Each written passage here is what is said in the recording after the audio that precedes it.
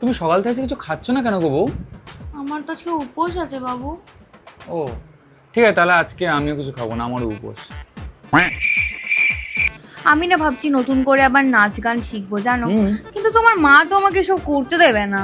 কি বলেছে করতে দেবে না? তোমার যা ইচ্ছে তুমি করো। তুমি নাচ শিখতে চাও, যাও নাচ শেখো, দরকার হলে আমি তোমার সাথে নাচবো। তুমি মেকআপ করছো কেন বউ? তোমাকে মেকআপ ছাড়াই দেখো কি মিষ্টি দেখতে, তুমি না আমার বউ। আরে আচ্ছা 20 তারিখ না? আরে আরে আরে আরে বউ বউ বউ, এসব কি করছো তুমি? ছাড়ো। এই 4টে দিন কোনো রকম ঘরের কাজ রান্না বান্না এগুলো কিচ্ছু করবে না, সব এগুলো আমি সামলে নেবো। তুমি রেস্ট করো, একটু বিশ্রাম করো। খুব চকলেট খেতে ইচ্ছে করছে অনেকদিন ধরে।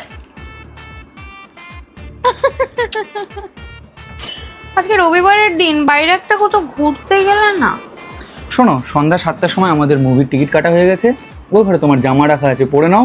মেকআপটা তাড়াতাড়ি সেরে ফেলো, আমরা এক্ষুনি বেরোবার কিছুক্ষণের মধ্যে। আর শোনো, রাত্রিবেলা কিন্তু আজকে আমরা বাইরে থেকেই খেয়ে বাড়িতে ফিরবো। হ্যাঁ, রেডি হয়ে নাও। এই হাজবেন্ড না ভগবান, তোমার হাতে চাটা না খুব মিস করছি। এই না না না না না, রেডি, খাও খাও।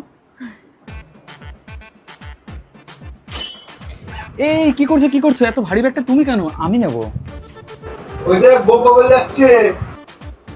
যার সাথে সারাটা জীবন কাটাবো, যে আমাকে ভালোবাসে, তার কেয়ার করার জন্য সমাজ যদি আমাকে বউ পাগল বলে, ভাই আই ডোন্ট কেয়ার। বউ পাগল হয় সেই ছেলেটার ঘাম থাকে যার নাকে।